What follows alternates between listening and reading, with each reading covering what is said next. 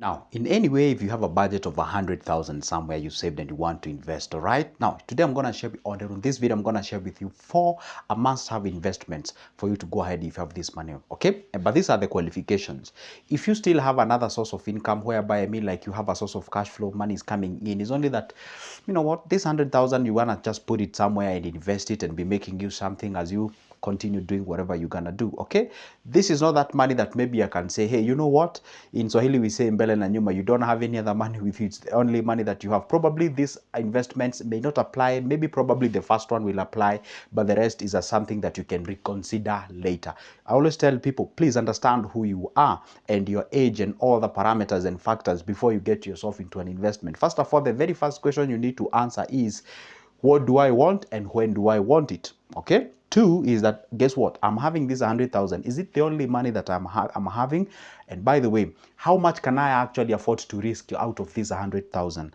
Number 4, you ask yourself, guess what? Well, I do not have a job. I don't have a source of income. I don't have other source of income. I don't have a cash flow as we speak. So you really need to hold that money dear to you so you don't mess up yourself as you move along the way. Guess what? The video is about 4 investment that you must have as far as this money is concerned. This is Good Joseph speaking. If you're watching me for the first time, what we do here is that we subscribe so that we'll be notified whenever we are, or rather I upload a new good video. And if you are a returning subscriber, thank you for your eyeballs. Go ahead and like the video, comment on the comment section. Let's get to the business, okay? Point number 1. This one is a must. This one, don't even tell me nothing. If you've not done this, if you don't have this investment, don't even think about anything else. I repeat, if you do not have this investment, don't even think about anything else. You must have it. There's no negotiation. There is no nothing. You have to have it. And this investment in another, and I know you already guessed it, that is a money market fund. Why am I insisting on that? Because this one functions as an emergency fund. It's both an investment. By the way, there are people who use it, there are people who use it as a sort of, should I say, a retirement plan. There are people who use it as sort of an emergency fund. There are people who use it as a tool of investment and what have you. Other people use it as a sinking fund, kind of a tool and something. So the point is this. This is that thing that you cannot afford not to have. This is a thing that you cannot afford to miss. So you have to have it. Why? You put that money there. Remember, let me tell you one secret. Before you start investing in anything, you must first of all establish a layer of protection. A layer of protection. See, the problem that people make is that you have 100,000, you take a whole amount of money, you start a business. You don't have a soft landing, you don't have a layer of protection, you don't have an emergency fund, you don't have an exit plan in case the business fails, you've risked everything 100%. You don't do that. That's unwise. So first of all, you establish a layer of function, or what we call the protection. And for this matter is the MMF. You put it out there. And by the way, I know it sounds sounds an emergency fund, but at the same time, this is an investment on its own. So now this is one of the best investments that you are not supposed to miss if you want to get yourself into an investment. Okay. I know maybe you probably want to buy stocks, you want to get into the index fund, but do you want to get yourself into the rates? Do you have an NMMF with you? Why? This money you can withdraw at any given time. This money gives you a compound interest. This money you can actually go ahead. They gives you, they say the interest is distributed monthly. This money, again, you can be able to do what? They give you a good interest rate, starting all the way from 10 to 15% in between.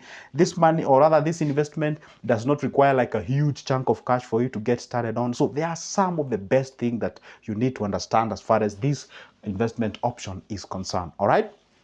Now, with this case regard, it depends on how you're going to differentiate that amount of money.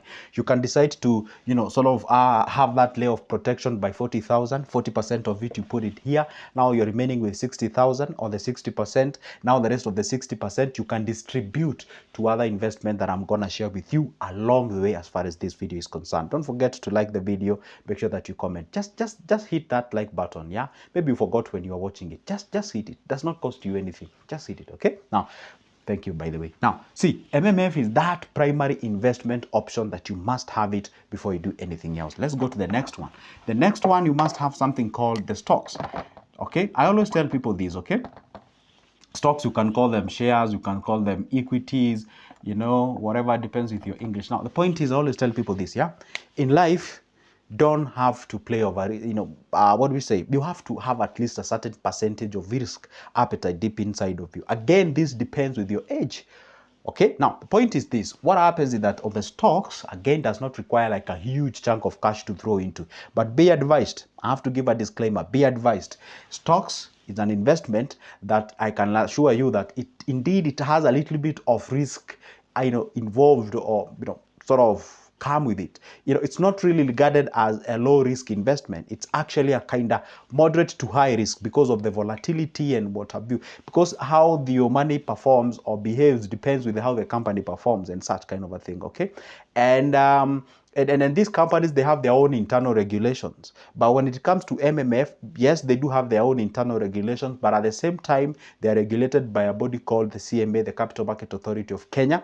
Again, I'm referring Kenya, and then I believe this is mirrored to any other country that is out there. So one thing that you're supposed to understand is that stocks is a good area of investment, but be keen, cautious, and careful as you embark on it, because can actually get yourself into something. So in this case regard, maybe you can decide out of the 60 that has remained, I can actually take like 15, or maybe I can take like 20 or something of sort. I put it into an investment as far as the stocks are concerned. Again, be advised, when it comes to stocks, we have different classification of stocks. We have the penny stocks, we have the dividend stocks, we have other kind of stocks. So it is good to understand, if 20,000 can give you quite of a good dividend stocks, the companies that are performing better, then buy yourself into that. And when you're buying yourself some stocks, consider some factors like how has that company been averaging, what is the what we call the track record, when it did start, what are their perspective in terms of the growth and kind of a thing.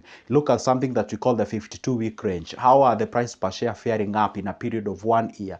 You look at what you call the EPS, the earning per share. You look at things that we call the percentage yield. You look at the things that are, all those kind of things, so that at least you can be able to understand, I'm getting to this investment, I'm rather buying this particular stock because of 1, 2, 3 reasons. Okay, so that at least, as much as we know it's a high risk investment, but at the same time, you try to maximize the profit and the returns and minimize the risk that can come with it as we move along the way. So get to understand those two different things as we move along the way. Okay, now we go to the next one. Okay, remember, we are budgeting 100,000. We did our 40, we've done our 20, we are remaining with our 40.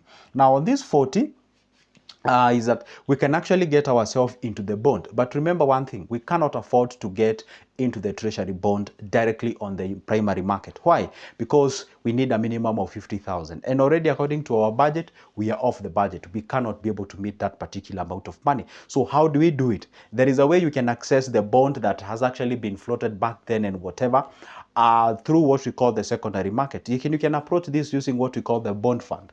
The bond fund, now that's another investment, the bond fund. The bond fund is simply where you can invest. Can you imagine this? You need a minimum of 50,000 to invest on a bond directly. That's when you open an account with the Central Bank of Kenya. You do it by yourself continuously. But on this case, you can actually go ahead and start with as low as 5,000. Okay, you can actually invest on a bond, or in a bond, it depends on how you say, is it in or on? Yeah, those prepositions sometimes are a bit challenging anyway. Now, bond fund, you can actually use that particular investment route, and you can be able to earn something out of it. Okay, because it kind of gives you that exposure to that investment, despite you not having that amount of money that is needed as minimum as 50,000 for you to invest on that particular investment. Remember what you are doing.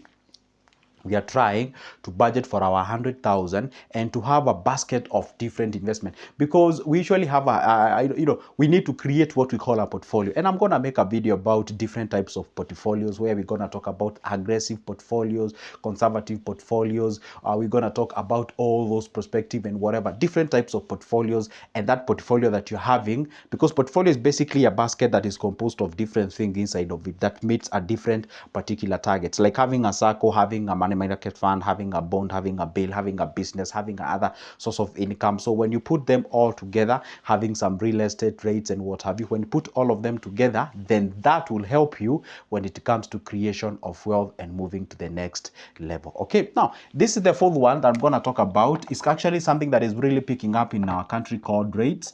REITs is a real investment trust, and these ones you need at least 5,000. I've talked about it. I'm not going to stress much about it, but this one, yes, I know it's buying shares.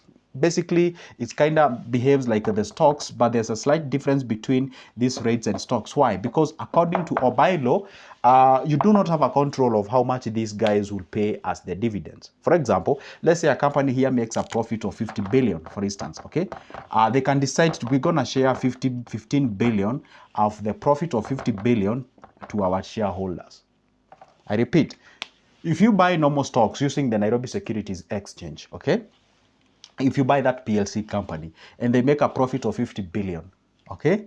They're not regulated like, hey, you must share this amount. No, they can decide out of the 50 billion, we're only gonna share 15 billion of the profit with our investors or shareholders, okay? But when it comes to rates, according to the law, they are supposed to share 80%, 80% of what they make. For instance, if they make this 50 billion, 80% of 50 billion, how much is it?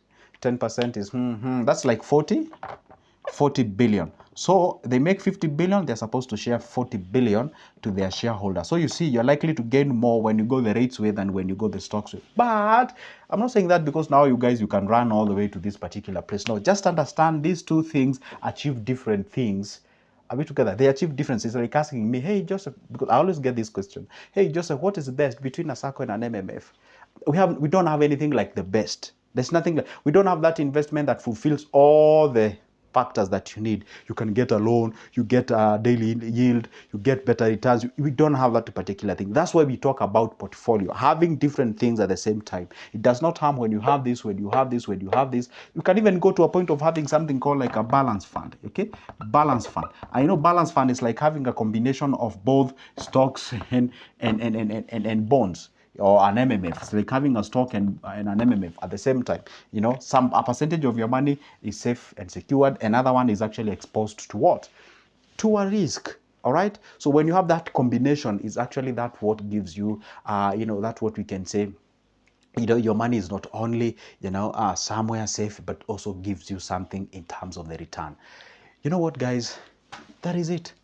Yeah, that is exactly what I'm talking about. As far as if you have that 100K somewhere and you want to invest it, think about these particular areas and you can earn something as you move forward. That's good, Joseph speaking. And as always, if you'd like to have my services in one way or the other, pick that number of mine from the description of this specific video, and from there we can get started. For now, it's a goodbye and see you in the next one.